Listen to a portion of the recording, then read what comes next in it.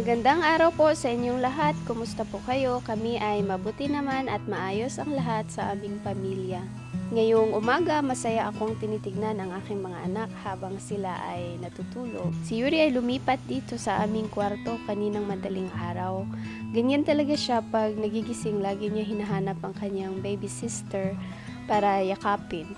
Inaantok pa din siya kaya nakatulog ulit habang yakap niya ang kanyang baby sis. Si baby Mia naman, himbing na himbing pa ang kanyang tulog. Mga alas 7 kaninang umaga ay nakaligo na ako at pinaliguan ko na rin si baby Mia. At ngayon naman ay binibihisan ko na lang siya. Ah! Ah! Dana!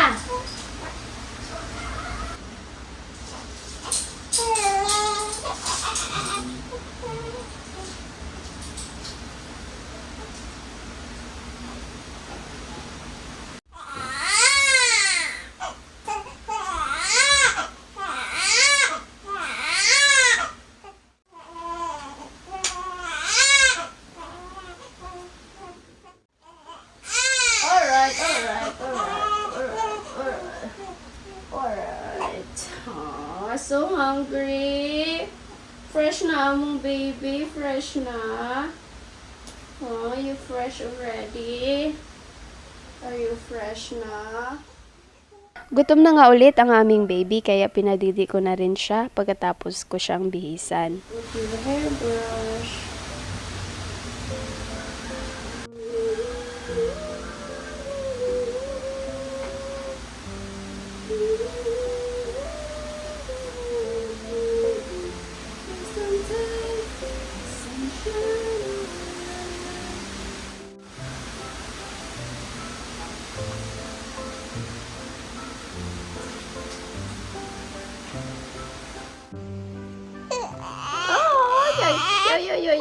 Just change.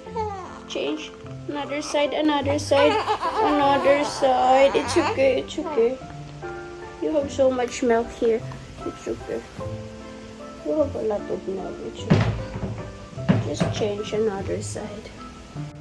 Hello. Hi. Hi. Good morning. Good morning, baby girl. How are you? How was your sleep last night? Smiling. Hello. Yeah, it's Mama. This is Mama. Your Mama.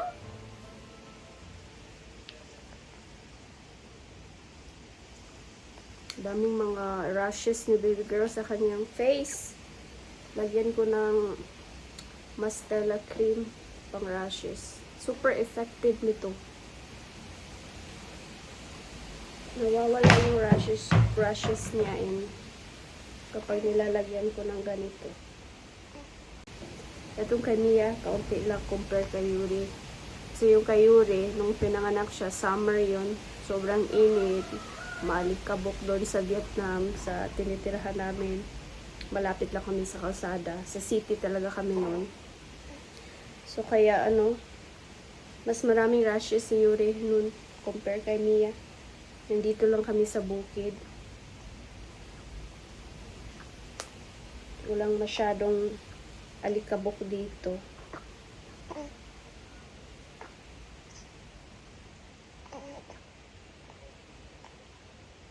Ang hungry ng baby namin.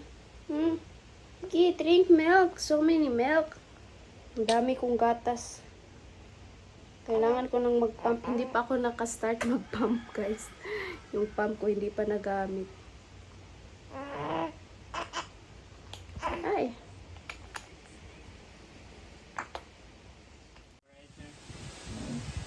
Sina Eugene, Dimitri at Yuri naman ay nag-exercise naman dito sa aming carport gym.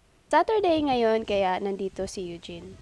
Pumupunta talaga siya dito sa amin pag Saturday para mag-exercise kasama si Dimitri.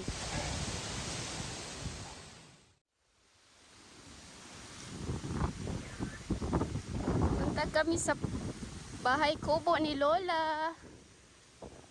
Magsa-sunbathing si Amelia doon sa bahay kubo dito ni Lola at ni Lolo.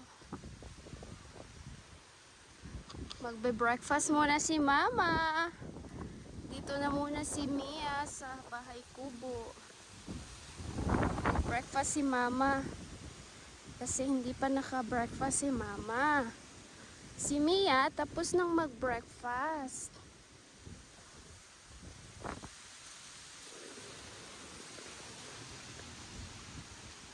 Malapit na matapos ang CR.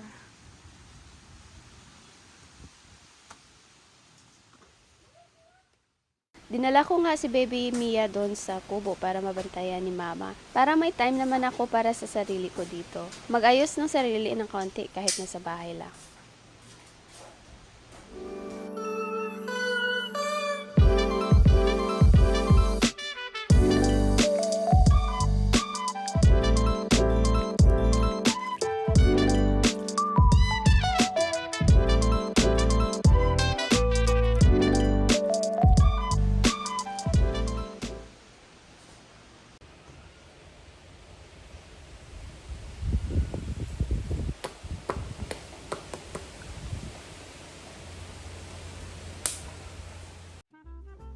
Gusto ni Dimitri na magbakasyon kami, magpamilya sa ibang lugar to change the scenery naman kasi matagal-tagal na rin kaming hindi nakapagbakasyon at mostly nasa bahay nga lang kami or kaya naman pumupunta ng city para mamili ng mga groceries or kaya pag may mga kailangang puntahan doon. Kaya maganda talaga din na makapag-relax naman kami sa ibang lugar. Kaya napagdesisyon na namin na magbakasyon. Hindi pa namin alam kung saan, basta dito lang sa Pilipinas at yung malapit lang din dito sa Negros Oriental. Siguro sa Siquijor or kaya dito lang din sa loob ng Negros. Nandito din ngayong araw itong electrician na hinire namin para mag-install ng electrical wiring para sa aming aircon na ipapa-install. 2,000 pesos ang charge niya sa service na to. Kami na ang bumili ng mga materyales last week and 4,000 plus ang nagastos namin sa materyales.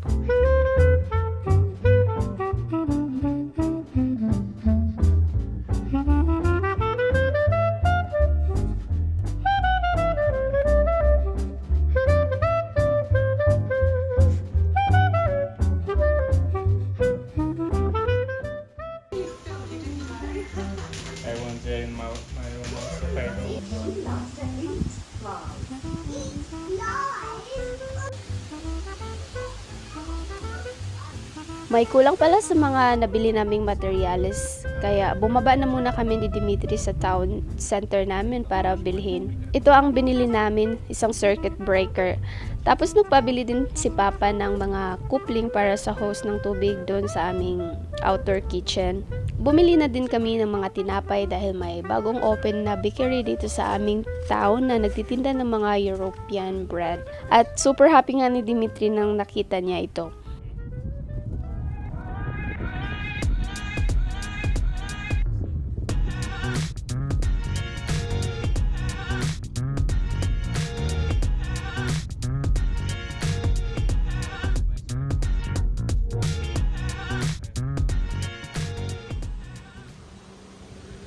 Welcome home. Baka, open the gate. Baka, don't lick my hand. You need to open the gate.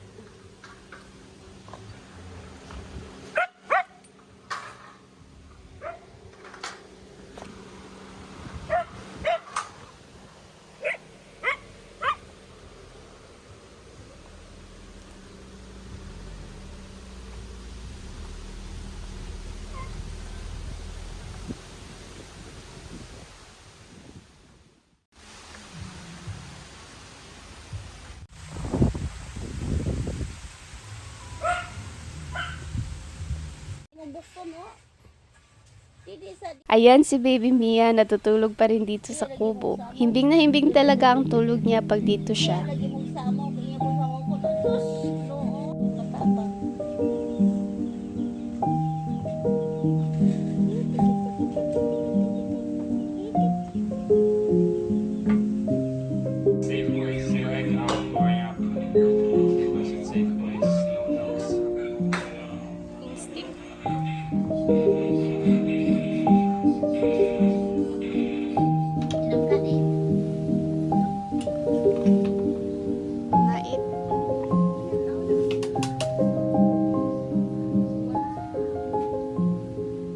Bilis ang bigay mag-isi.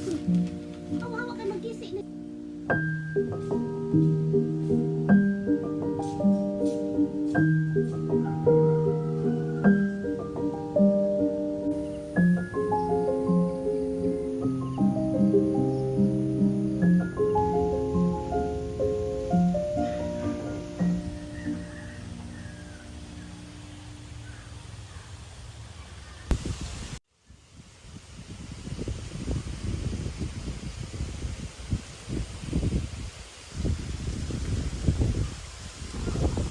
Ngayong hapon naman ay ipasyal ko muna kayo dito sa aming garden. Hindi ko na ito masyadong naalagaan kasi nabisi na ako sa pag-aalaga sa mga bata at sa ibang mga bagay. Pero meron pa rin naman ako mga tanim dito. At meron din na itanim si mama at kapatid ko dito. Meron kaming alugbati, pipino maliit pa pero tutubo din yan at magkakabunga. Meron ding naitanim si mama dito ng mga bok choy, ayan. Tumubo na sila at medyo malaki-laki na din. Mga ilang weeks na lang ang hintayin namin dyan at makaka-harvest na kami. Meron din pala ditong passion fruit na tumubo sa mga tinapon kong buto dito. At marami din ditong mga alugbati sa loob ng aking garden na tumubo galing sa mga buto na tinapon ko rin. At meron ding kaunting mga coriander.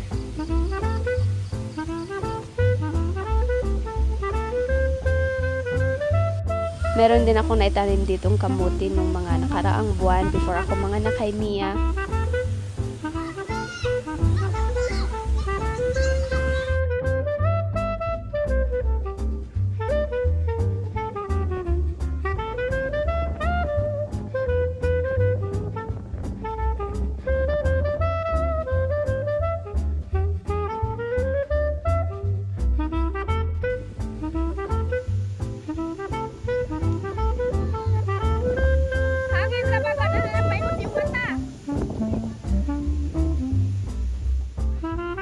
Medyo mahangin nga sa araw na ito dito sa aming bukid at ang mga bata nandito sa labas naglalaro. Sinaway ko nga si Yuri kasi naglalaro sila ng buhangin, napakadelikado baka mapunta sa mata nila. Ang sarap tingnan ng aking mga bulaklak dito. Marami na talaga kaming mga bulaklak na tumubo. Itong mga bulaklak na to, itinanim ko to galing sa mga buto at super ganda na nilang tingnan, nakakatuwa, nakakawala ng stress kapag tinitingnan ko tong mga bulaklak. At ito pala ang isang pine tree na itinanim namin nung lumipat kami dito.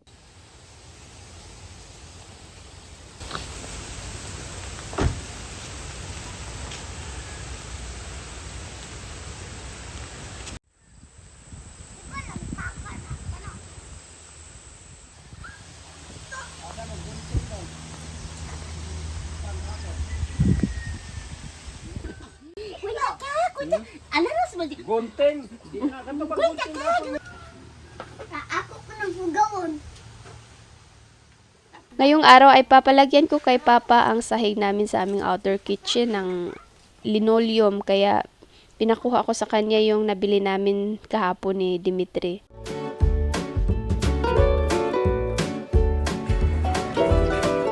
Sunday pala sa araw na ito at rest day nila Papa sa pagtatrabaho sa CR. So naisipan ko na ipasyal sila sa Sunday market dito sa Valencia, Negros Oriental para makapag-relax naman sila at makita nila dito ang itsura ng farmers market.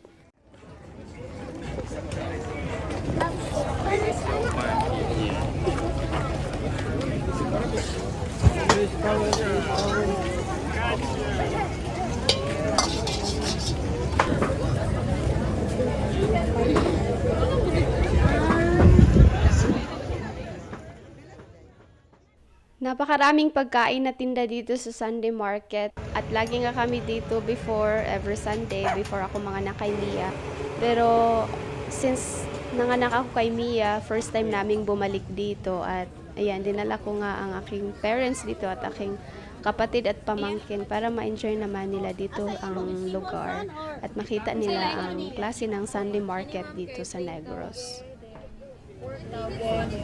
Ubi cheese, turo. Ano ubi cheese? So, why any vegetable? Lami man. bumili kami ng mga pagkain at umupo dito sa gilid para i-enjoy ang aming food habang tinitignan ang pagka-busy ng market.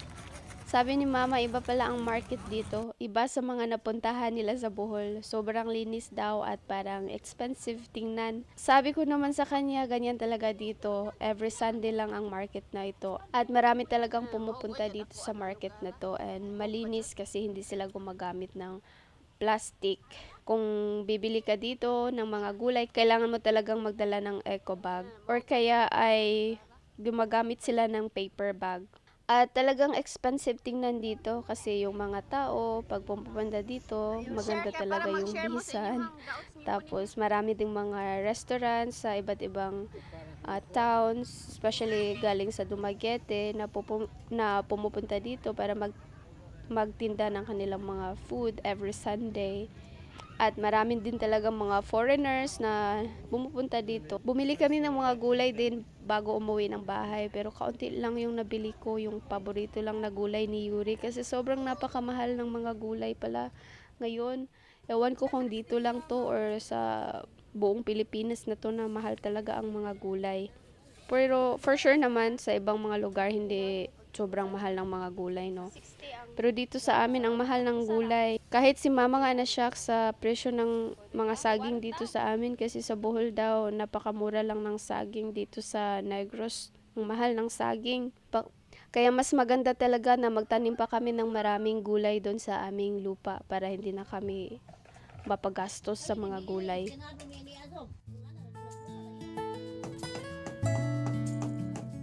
Ayan si Yuri naglaro-laro dito sa kanyang bagong laruan. Meron siyang mga bagong laruan na pang handyman kasi gusto niyang tumulong-tulong dito sa kanyang lulo habang nagtatrabaho. Kaya yan, binilhan ko siya ng laruan na ganyan.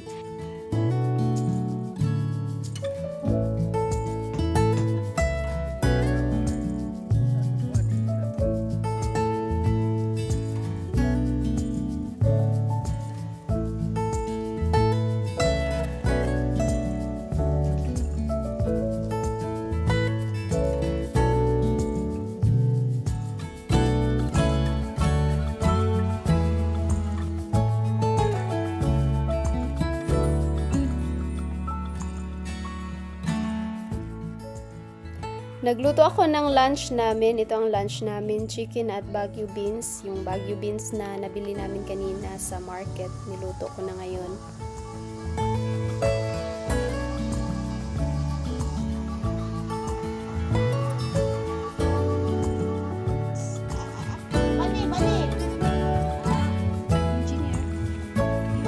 Engineer Yorayo Istopanov. Foreman Yuri. Foreman kayo. Baka, go out. Ikaw baka ha. Hugaw kayo matiil baka ha.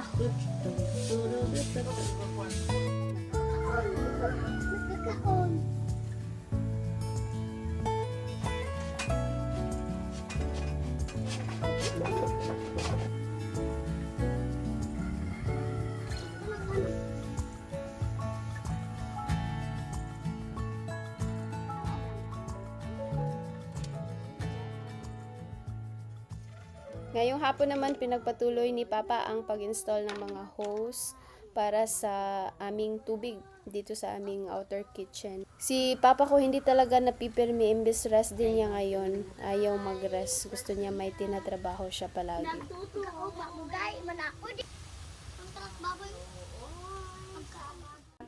Ayan ang aming mga papaya. Ang dami na rin palang mga bunga.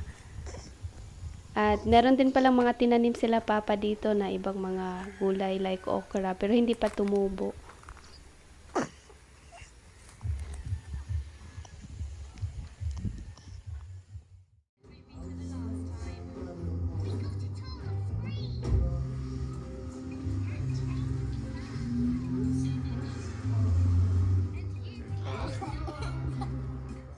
It's another day guys and meron ngang butterfly dito. Kagabi pa to dito sa aming CR.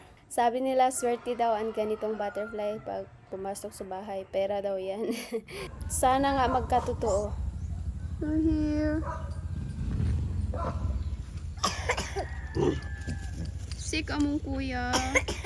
Not feeling well si Yuri today. Punta tayo sa bahay kubo.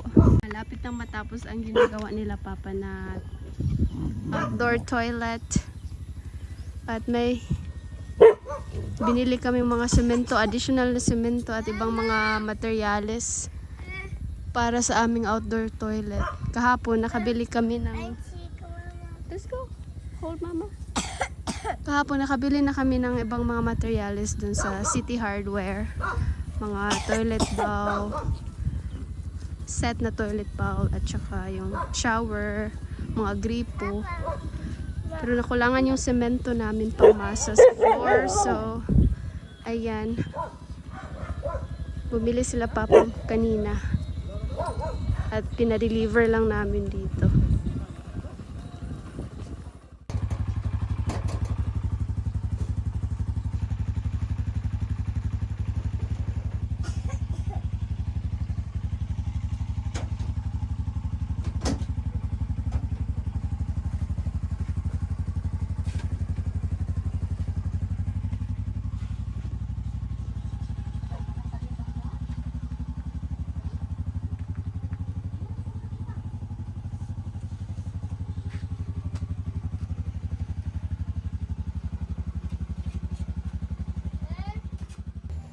Magandang hapon guys.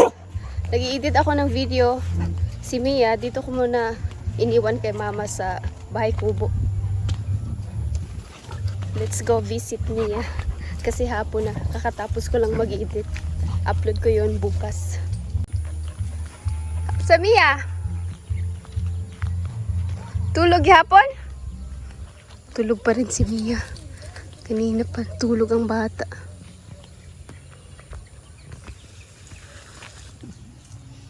Dito na miss inyo ha. Asa na yung lambing? Nawala. Lahi naman na. Yan kung giilan, wala siya pang ano, tao dita, toto takadiyot.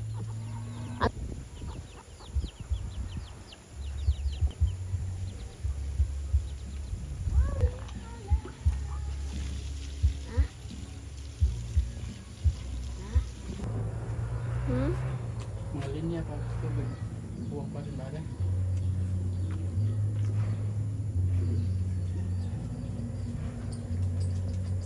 Pailan sana mo lang mabawdaan ugma. Papailan mo lang ugma lang.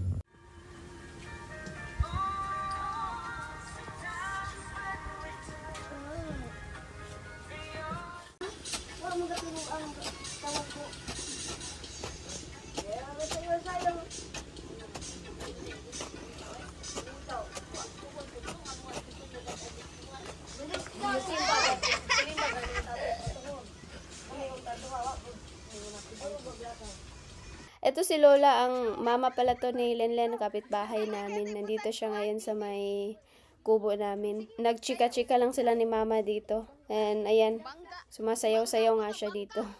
Happy si Lola ngayong araw. Wala may eskwela. Di ba de i-transfer dito des dumagiti di pwede. Ginawa ng duyan nila mama at papa si Mia dito sa may kusina namin kasi pag wala na sila dito, pag umuwi na silang Bohol at wala na akong makakatulong magkarga kay Mia, lalo na pag nabisi si Dimitri, at least hindi ako mapagod na magkarga sa kanya, kaya sasanayin na namin siya na mahiga dito sa duyan.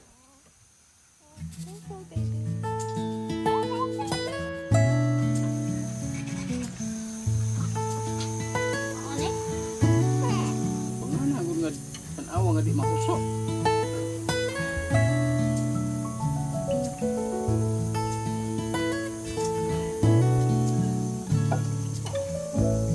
Pinuktok man ang dudong.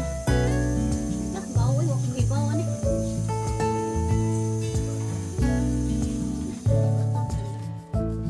Uy! Nasubod na po. Asa baby sis? Hello, baby sis.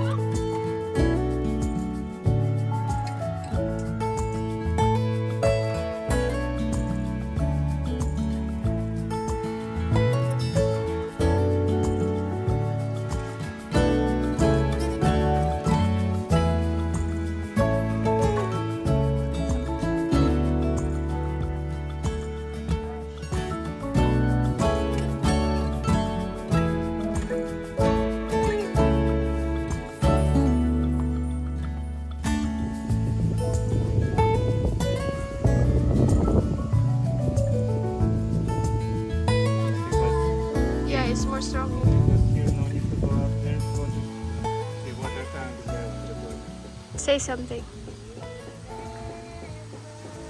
At ngayong araw nga ay bumisita si Dimitri dito sa May Kubo. Lagi kasi siyang busy sa kanyang trabaho doon sa bahay. Lagi lang siyang nasa kanyang office room doon sa bahay. And ayan, pinakita ko sa kanya yung mga nagawa na ni Papa dito, mga na-install ni Papa na mga hose para sa tubig sa kusina at para din dito sa aming CR. Na-install na rin at itong shower namin dito. At ayan, marami nang na-install si Papa dito ng mga hose para sa tubig, water connection dito sa aming CR.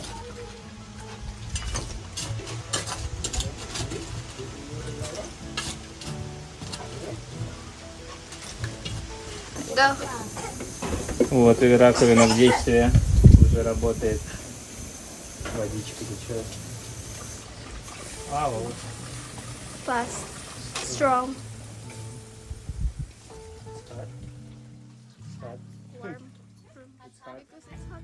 At meron na din kami ngayon na tubig dito sa kusina. Natapos na install ni Papa kahapon yung tubig. May faucet na kami dito sa kusina namin. And baby sis is here. Амелия спит в гамаке. Юрий, Дети очень любят gentle. гамак. Gentle, gentle. Гамак из одеяла.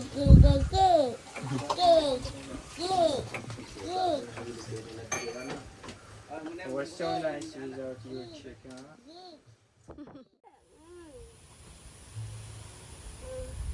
Mama, I'm so tired. You're so tired. Why? Why are you tired? Are you sick? Do you want water? At yan lang po sa ngayon. Maraming salamat po sa panunood sa aming mga vlogs. At sana po ay patuloy kayo na sumuporta, mag-subscribe sa aming channel. At sana nag-enjoy kayo na panoorin ang vlog na ito. And magkita-kita po tayo sa susunod na vlog.